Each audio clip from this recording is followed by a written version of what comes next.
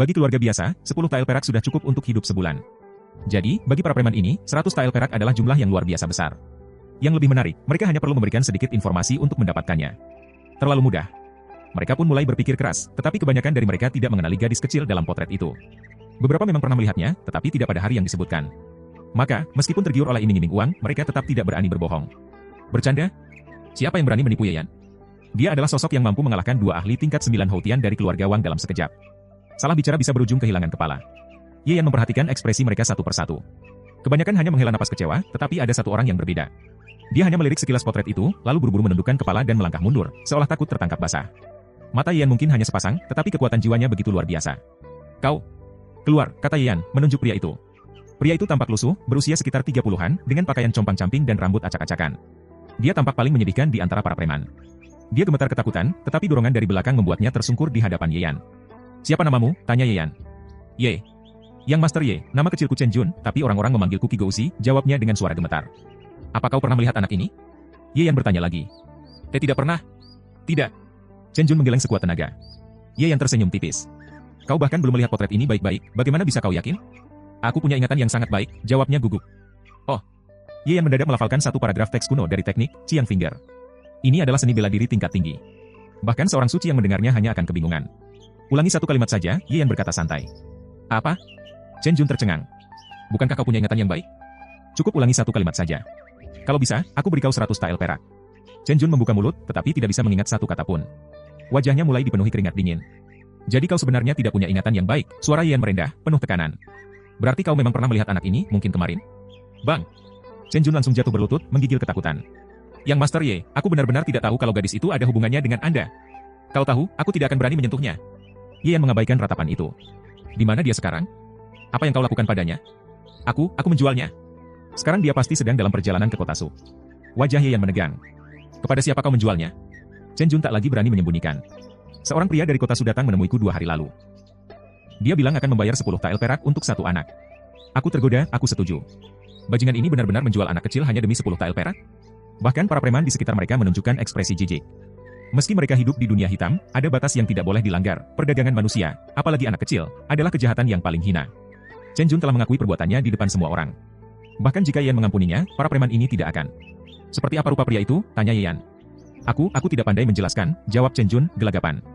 Yeyan mendekat, menyentuhkan satu jari ke dahi Chen Jun. Kalau begitu, biarkan aku melihat sendiri. Gelombang energi melonjak. Seketika, bayangan samar keluar dari tubuh Chen Jun, jiwanya sendiri. Para preman langsung merinding. Seorang manusia bisa mencabut jiwa orang lain dengan satu sentuhan? Bukankah ini kekuatan para dewa? Bagi Yeyan, ini hanya teknik sederhana yang memanfaatkan Dao.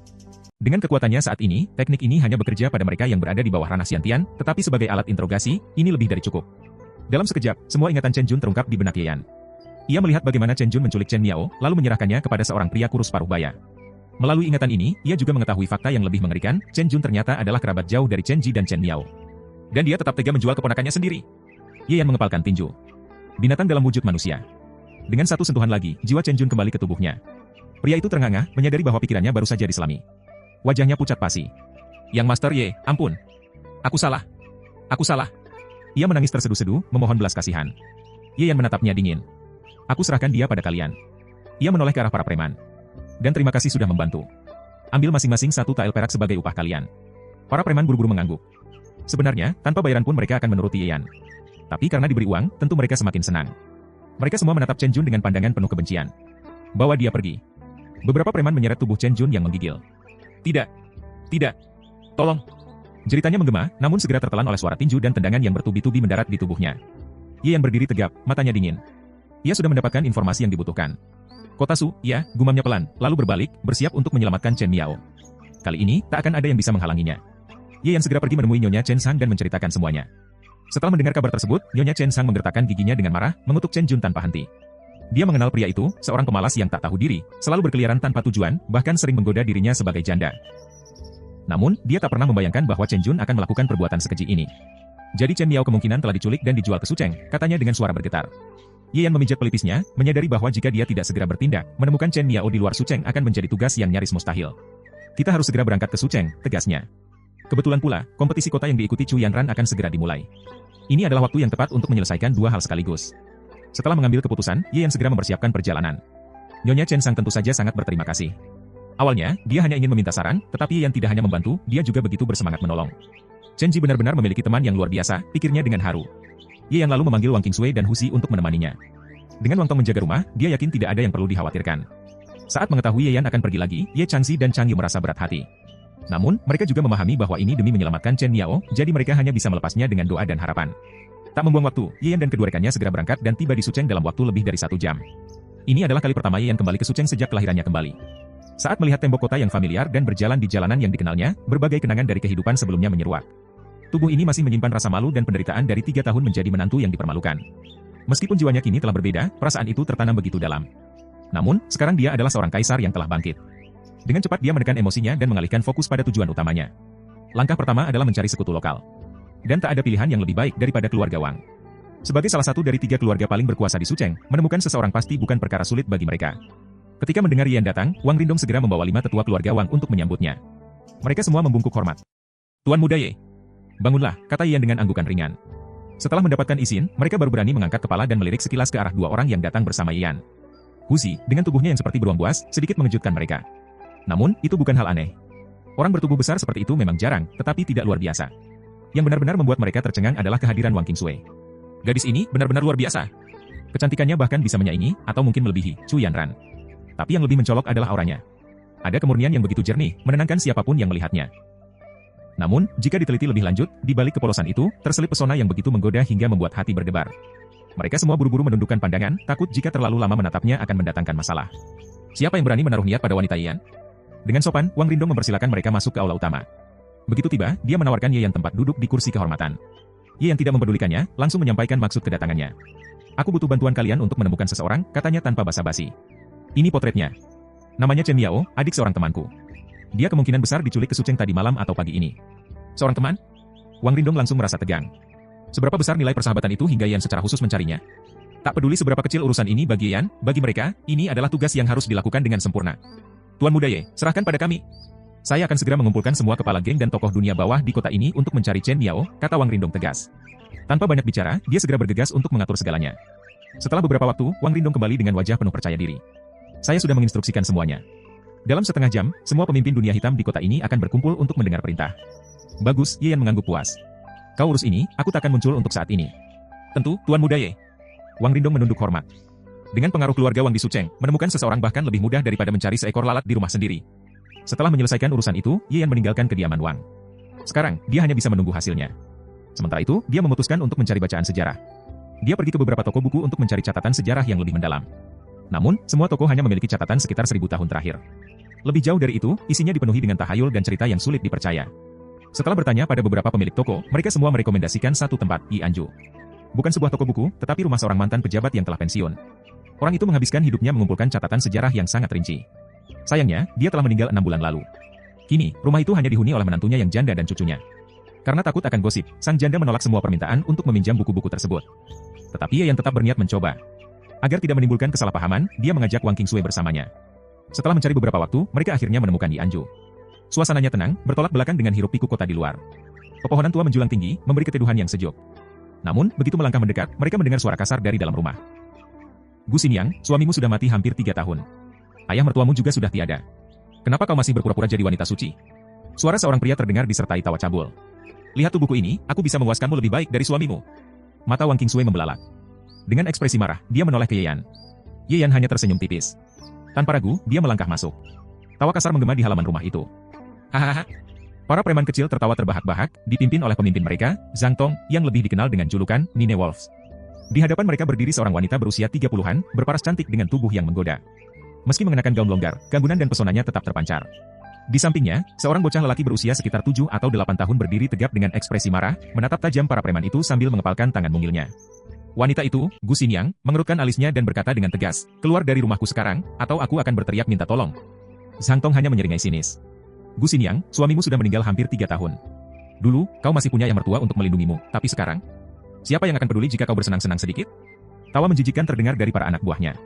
Lihat aku, tubuhku kuat, aku jamin kau akan menikmati malam bersamaku, lanjut Zhang Tong, matanya penuh nafsu. Dan jika kau menolak, bayangkan saja apa yang akan dikatakan para tetangga. Seorang janda yang bermain keras, tapi akhirnya tetap menyerah. Hehehe. Gu Xiniang menggigit bibirnya. Dia tahu betul bahwa gosip lebih kejam daripada belati. Jangan berani-berani menyentuh ibuku. Bocah kecil itu melangkah maju, berdiri dengan gagah berani meski tubuhnya masih kecil. Wajahnya menyala dengan amarah. Para preman hanya tertawa lebih keras. Namun, tawa mereka berhenti seketika saat melihat 3 orang memasuki halaman. Mereka menoleh dan menilai pendatang baru itu. Huzi, seorang pemuda bertubuh tinggi besar dengan postur bak beruang, membuat mereka sedikit terkejut.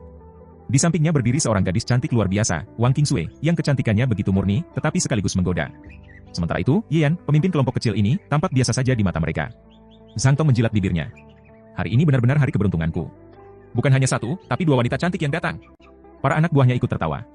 Hei, bocah kecil, tinggalkan gadis ini dan pergi bersama si besar itu. Jangan menghalangi kesenangan kami, seru Zhang Tong dengan nada meremehkan. Yan mendesah malas.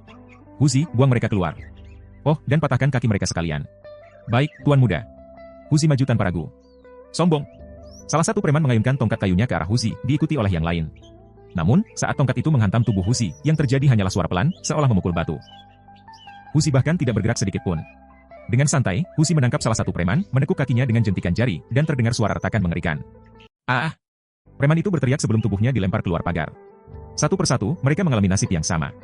Bahkan ada yang mencoba menyerang dengan pisau, tetapi pisaunya malah terpental kembali dan menghantam wajahnya sendiri. Zhang Tong dan yang lainnya gemetar ketakutan. Mereka mencoba melarikan diri, tetapi Huzi lebih cepat. Dalam sekejap, seluruh preman tergeletak di luar pagar, menjerit kesakitan. Gu Xinyan menatap takjub, sementara bocah kecil itu memandang Huzi dengan penuh kekaguman. Terima kasih telah menolong kami. Gu Xinyan membungkuk hormat. Bocah itu bahkan berlutut. Terima kasih, para dermawan, karena telah menyelamatkan ibu saya. Ia menatap anak itu sejenak, matanya berkilat penuh minat. Ada sesuatu yang istimewa pada bocah ini. Meskipun dia bukan keturunan dewa atau iblis, ada cahaya yang terpancar dari tubuhnya, pilar keberuntungan setinggi 3 kaki. Itu bukan keberuntungan biasa. Orang dengan keberuntungan lemah selalu ditimpa kesialan, bahkan di dalam tidur sekalipun. Sementara mereka yang memiliki keberuntungan kuat akan selalu mendapat jalan yang baik dalam hidup. Tapi keberuntungan seperti bocah ini, sangat jarang ditemukan dalam ratusan tahun. Ia yang tersenyum tipis. Ini menarik. Wang Qingsui membantu wanita cantik itu dan anaknya untuk berdiri. Namun, bocah kecil itu justru memerah wajahnya ketika tangannya bersentuhan dengan Wang Qingsui. Di usianya, ia sudah mulai memahami perbedaan antara yang cantik dan yang biasa saja, dan gadis ini tampak lebih cantik dari ibunya, membuat jantungnya berdebar kencang. Tanpa basa-basi, Yan berkata, aku ingin meminjam beberapa buku dari koleksimu. Tentu saja, jawab Gu Xinyan dengan anggukan cepat. Biasanya, ia menolak orang yang ingin meminjam buku, takut gosip merusak reputasinya. Namun, Yan dan 2 rekannya bukan hanya telah menyelamatkan dirinya dan anaknya, tetapi juga memiliki seorang wanita di antara mereka. Ini cukup untuk meredam kemungkinan fitnah dari para tetangga. Ia memandu mereka menuju perpustakaan pribadinya, tubuhnya bergerak anggun, pinggangnya yang ramping berayun dengan langkah yang penuh pesona. Ia memang wanita dewasa yang memesona. Namun, Yan tetap tenang tanpa sedikit pun menoleh, sementara Huzi hanya tertarik pada makanan dan tinju. Baginya, wanita, entah cantik atau jelek, tidak ada bedanya. Sementara itu, Wang Qingsui diam-diam mengagumi pesona dewasa Gu Xinyan dan berharap suatu hari ia bisa memiliki daya tarik serupa. Setelah tiba di perpustakaan, Gu Xinyan membiarkan Yan memilih sesukanya, lalu pergi untuk menyiapkan teh. Huzi, yang tidak tertarik pada buku, langsung menuju halaman dan duduk bersantai. Bocah kecil itu ragu sejenak, lalu berlari menyusul Huzi. Kini hanya Yan dan Wang Qingsui yang tersisa di dalam. Yan asyik membolak-balik buku, sementara Wang Qingsui lebih tertarik memperhatikannya. Semakin lama mereka bersama, semakin besar daya tarik Yan baginya. Gu Xinyan masuk membawa teh dan mendapati pemandangan menarik. Seorang pria membaca dengan serius, sementara seorang gadis memandangi pria itu dengan tatapan yang sulit dijelaskan. Ia tersenyum kecil, lalu tanpa suara meletakkan cangkir teh dan meninggalkan mereka berdua, menutup pintu dengan lembut di belakangnya. Yan akhirnya menemukan apa yang ia cari, sebuah buku sejarah yang cukup layak. Meski tidak terlalu rinci, buku itu memberikan gambaran besar tentang perjalanan Kyushu selama 1 juta tahun terakhir. 8 kaisar agung di dunia. Sejak era Kaisar Yan, telah ada 8 kaisar agung yang pernah memerintah dunia ini. Kaisar yang dikenal sebagai kaisar terhebat sepanjang masa, pelopor dan pencipta ilmu bela diri. Ia juga berjasa dalam mengembangkan alkimia, formasi sihir, dan seni pembuatan artefak, meskipun ia bukan yang terbaik dalam bidang-bidang tersebut. Setelah kepergian Kaisar Yan, dunia jatuh dalam kekacauan selama hampir 200.000 tahun. Baru 800.000 tahun yang lalu, seorang kaisar baru muncul dan menyatukan kembali Kyushu. Ia dikenal sebagai Kaisar Bulan. Kaisar Bulan adalah seorang wanita yang luar biasa cemerlang. Menurut legenda, ia tidak memasuki gerbang keabadian, melainkan duduk bertapa di Gunung Yuedi di Laut Timur untuk menyegel suatu tempat terkutuk, menjaga keamanan Kyushu selamanya. Setelah Kaisar Bulan, dunia kembali ke era perang selama hampir 100.000 tahun. Berbagai ras bertarung untuk mendominasi Kyushu, termasuk manusia, iblis, monster yang memperoleh kecerdasan, dan ras penyihir, keturunan langsung dewa dan iblis purba. Kekacauan ini berakhir dengan munculnya Kaisar Hao. Ia dikenal karena 2 hal besar. Pertama, ia menyatukan kembali Kyushu tanpa melakukan genosida terhadap ras lain. Kedua, ketika langit Kyushu hampir runtuh, ia mengorbankan kaki seorang dewa iblis untuk menopang pilar langit. Namun, perbuatannya ini membuatnya dibenci oleh ras iblis. Setelah Kaisar Hao, muncul kaisar-kaisar lain. Kaisar Yuan, 600.000 tahun lalu, dikenal karena kebijaksanaannya. Kaisar Overlord, 500.000 tahun lalu, terkenal karena kekejamannya. Permaisuri Taiking, 400.000 tahun lalu, seorang kaisar dari ras iblis yang dikenal membangun sarang naga agung. Buddha Agung, 300.000 tahun lalu, pendiri agama Buddha dan pemimpin dunia spiritual. Pendiri Wu, 200.000 tahun lalu, seorang kaisar dari ras penyihir yang menguasai kekuatan leluhur para dewa dan iblis. Pendiri Tao, 100.000 tahun lalu, pendiri Taoisme dan pemimpin dunia filsafat. Setelah kepergian pendiri Tao, Kyushu kembali memasuki era kekacauan hingga saat ini. Peta dunia saat ini. Dunia kini terbagi menjadi 9 wilayah. Tianzhou, Dizhou, Xuanzhou, Yuzhou, Zhouzhou, dan Hongzhou dikuasai oleh ras manusia. Guangzhou, wilayah utama ras iblis. Wuzhou, wilayah utama ras penyihir. Barren State dikuasai oleh ras mayat hidup. Berbeda dari 8 wilayah lainnya, Barren State adalah tanah terkutuk yang sepenuhnya dihuni oleh makhluk undead. Tak ada yang bisa hidup di sana. Setiap saat, mereka terus menyerang Hongzhou, memaksa ras lain untuk mengirim pasukan guna menahan invasi mereka. Seiring membaca, Ye Yan mulai memahami dunia tempatnya terlahir kembali. Ia tersenyum tipis. Menarik. Ye Yan menutup buku sejarah yang baru saja dibacanya, lalu memejamkan mata untuk bermeditasi. Kemunculan ras baru setelah dirinya pergi cukup mengejutkannya. Setelah seseorang meninggal, jiwanya seharusnya memasuki siklus reinkarnasi. Namun, jika kini ada ras undead, apakah ini berarti ada masalah dalam siklus tersebut, pikirnya. Sebelum ia menjadi kaisar, reinkarnasi sebenarnya tidak ada di Kyushu. Baru setelah dirinya mencapai puncak kekuasaan, hukum dunia ini menjadi lebih sempurna. Dahulu, bahkan seorang suci sekalipun jika mati, maka benar-benar lenyap. Namun, setelah siklus reinkarnasi tercipta, mereka yang kuat bisa membungkus jiwa mereka dengan energi kultivasi dan berinkarnasi dengan ingatan masa lalu. Seorang bayi yang lahir dengan kesadaran dan pengetahuan dari kehidupan sebelumnya tentu akan menjadi jenius.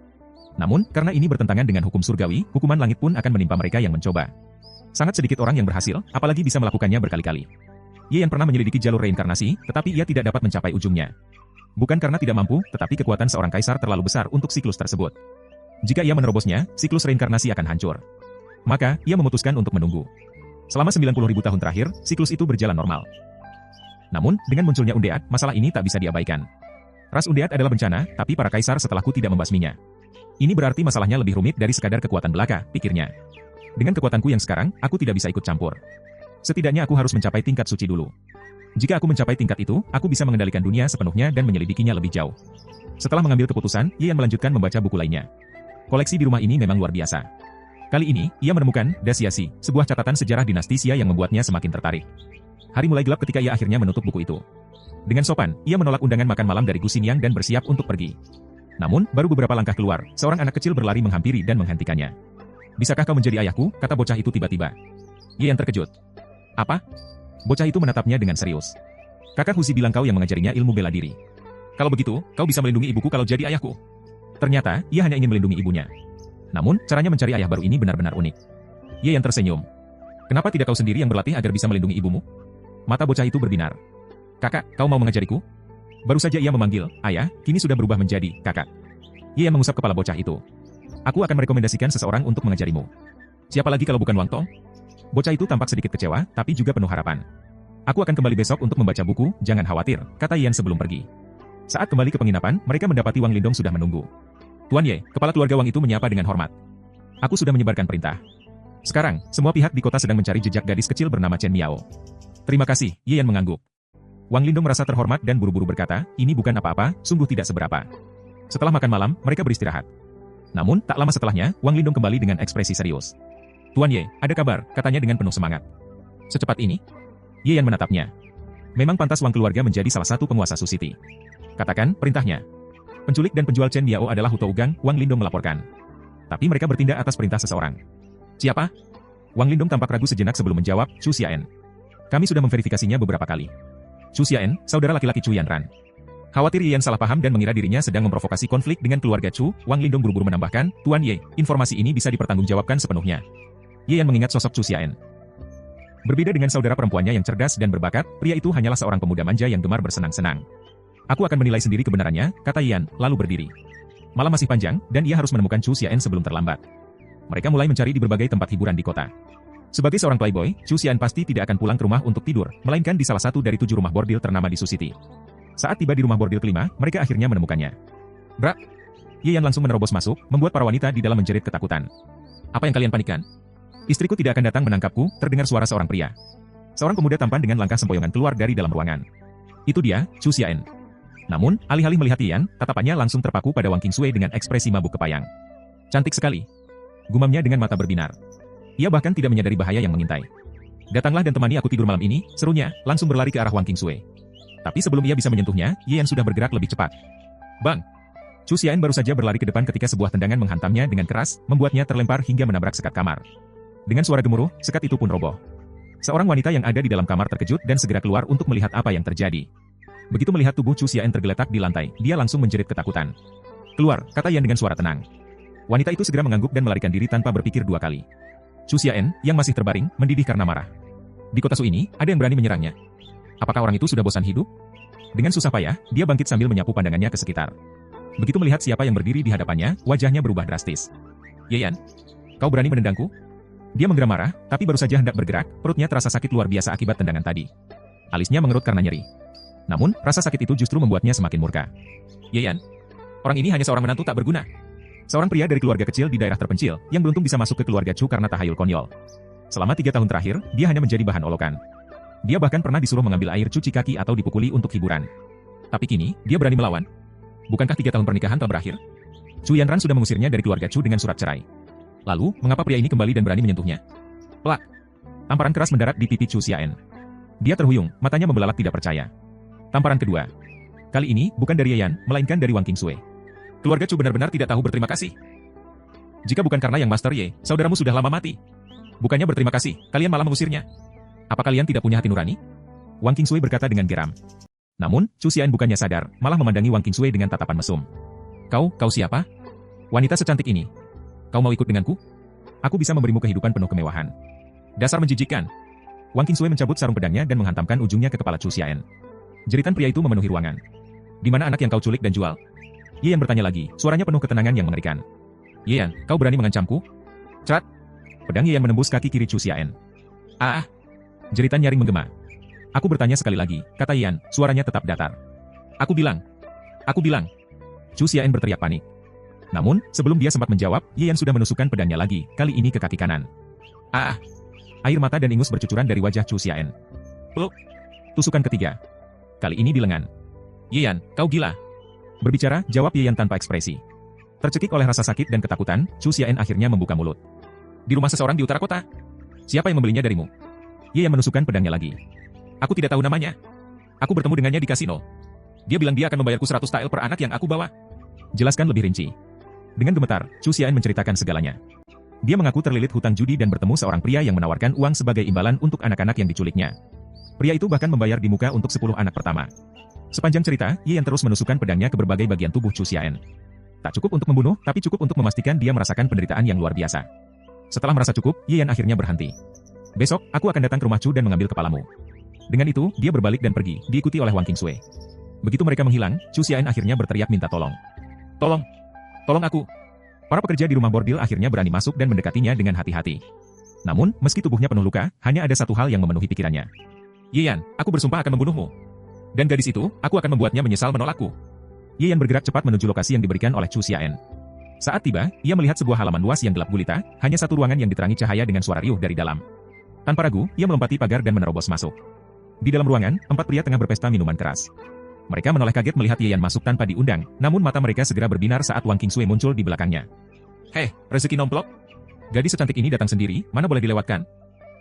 Tanpa berpikir panjang, keempat pria itu langsung menerjang ke arah Wang Qingsui, berebut ingin menjadi yang pertama. Namun, ceras, ceras, ceras. Dalam sekejap, pedang Wang Qingsui berkelebat, dan keempatnya jatuh ke tanah, mengerang kesakitan. Mereka tidak mati, tetapi setengah nyawa mereka sudah melayang. Ye Yan tidak memperhatikan mereka. Dengan kesadaran spiritualnya, ia tidak perlu mencari dari kamar ke kamar. Ia bisa merasakan segalanya dalam radius 10 kaki.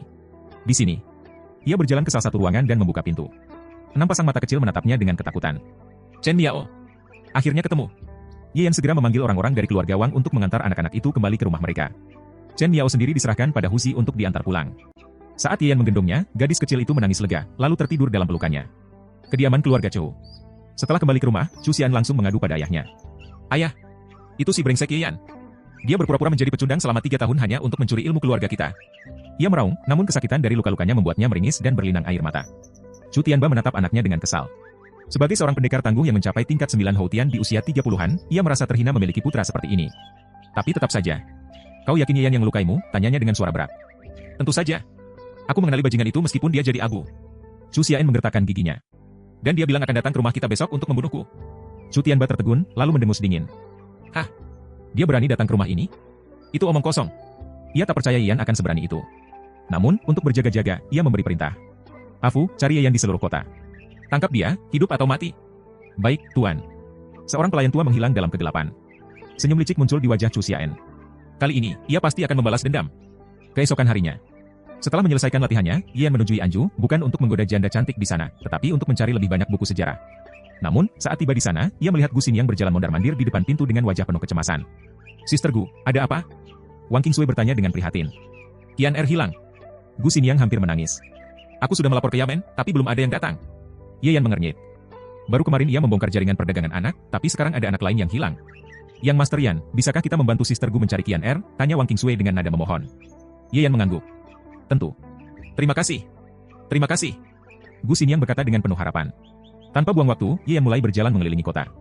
Wang Qingsui sempat bingung dengan metodenya yang tampak seperti berjalan tanpa tujuan, tetapi ia tidak berani mempertanyakannya. Setelah lebih dari setengah jam, Ye Yan tiba-tiba berhenti. Ia menatap sebuah rumah kecil dengan tembok yang ditumbuhi tanaman merambat. Di sini, katanya pelan. Saat ia hendak mengetuk pintu, terdengar suara raungan di belakangnya. Di sana. Ye Yan menoleh dan melihat lebih dari selusin pria bergegas ke arahnya. Pemimpin mereka adalah Ju Hongyi, seorang pengawal keluarga Chu dengan tangan kiri yang diganti dengan cakar besi. Ye Yan, akhirnya kutemukan kau. Serang. Belasan pria itu langsung menerjang. Beri mereka sedikit pelajaran, kata Yan santai pada Wang Qingsui, sebelum mendorong pintu dan masuk. Ketika Yan membuka pintu, seorang pria biasa keluar, tampaknya terganggu oleh suara di luar. Begitu melihat Yan, pria itu tertegun sejenak, lalu berkata dengan dingin, ini adalah rumah pribadi, harap segera pergi. Yan tersenyum santai. Sejak kapan seorang penculik bisa terdengar begitu berwibawa? Wajah pria itu berubah, auranya tiba-tiba berubah menjadi sangat berbahaya. Dalam sekejap, ia tampak seperti orang yang berbeda. Aku memberimu kesempatan untuk hidup, tapi kau malah memilih mati, ucapnya dengan dingin. Energi menggelegar keluar dari tubuhnya, menekan udara di sekitarnya dengan kekuatan yang luar biasa. Angin bertiup kencang, ujung pakaian Yan berkibar tanpa disentuh. Namun, ia tetap tenang, melipat tangannya sambil tersenyum, mengapa kau terlibat dalam perdagangan manusia? Situasi ini sungguh aneh. Seorang pejuang di tingkat Xiantian tidak seharusnya melakukan pekerjaan seperti ini. Dengan kekuatannya, ia bisa mendirikan sekte sendiri atau menjadi seorang ahli yang disegani. Namun, mengapa ia justru memilih jalan ini? Apakah ini ada hubungannya dengan keberuntungan San Qian? Di dunia ini, ada profesi yang disebut ahli Qi, yang mampu membaca energi keberuntungan seseorang. Apakah pria ini salah satu dari mereka? Kenapa kau menculik anak itu? Tanya Yan santai. Orang yang akan mati tidak perlu tahu terlalu banyak, bentak pria itu, mengarahkan jari ke Yan. Tiba-tiba, sebuah es terbentuk dari ujung jarinya, memanjang seperti tombak yang melesat ke arah Yan. Namun, kecepatannya tidak terlalu tinggi, seolah sengaja memberi waktu bagi Yan untuk menghindar. Hahaha, darahmu sudah membeku oleh teknik San Yin Gongku. Aliran darahmu kini hanya 1/10 dari kecepatan normal, sehingga gerakan tubuhmu akan menjadi lamban. Pria itu tertawa penuh percaya diri. Sekarang, bahkan berpikir pun kau akan kesulitan, apalagi bergerak. Cerak. Ye Yan hanya mengayunkan tangannya, dan es itu langsung hancur berkeping-keping. Pria itu ternganga, seolah tidak percaya dengan apa yang baru saja terjadi. Itu tidak mungkin, serunya. Kau masih dalam tahap latihan. Seharusnya kau tidak bisa menahan teknikku. Namun, ia segera menyadari kemungkinan lain. Apakah ia memiliki harta pelindung yang luar biasa? Jika benar, maka itu bukan harta biasa. Bisa jadi ini adalah artefak tingkat 8 atau lebih tinggi. Dengan harta semacam itu, bahkan seorang pejuang Xiantian pun akan kesulitan melukainya. Namun, jika ia memiliki harta sehebat itu, siapa yang memberikannya? Keluarga macam apa yang memiliki latar belakang sekuat itu? Dari keluarga mana kau berasal? Tanyanya waspada. Ye Yan hanya tersenyum. Di dunia ini, semua seni bela diri berasal darinya. Semua petarung, bahkan 8 kaisar setelahnya, adalah murid-muridnya. Ia adalah asal dari segala fondasi bela diri. Sepertinya kau tidak ingin bicara, Ye Yan melangkah maju. Kalau begitu, aku akan mencari tahu sendiri. Mata pria itu membelalak. Ye Yan justru mendekatinya. Apa bocah ini sudah bosan hidup? Mati, teriak pria itu, langsung melesat ke depan dengan kekuatan penuh. Ia mengaktifkan semua jalur energinya, menyerap ki dari sekitarnya, lalu menghantamkan telapak tangannya ke arah Ye Yan. Ye Yan mengepalkan tinjunya dan menyambut serangan itu. Boom! Gelombang kejut menyebar ke segala arah. Tanaman di halaman hancur seketika akibat tekanan dahsyat dari benturan mereka. Tidak mungkin.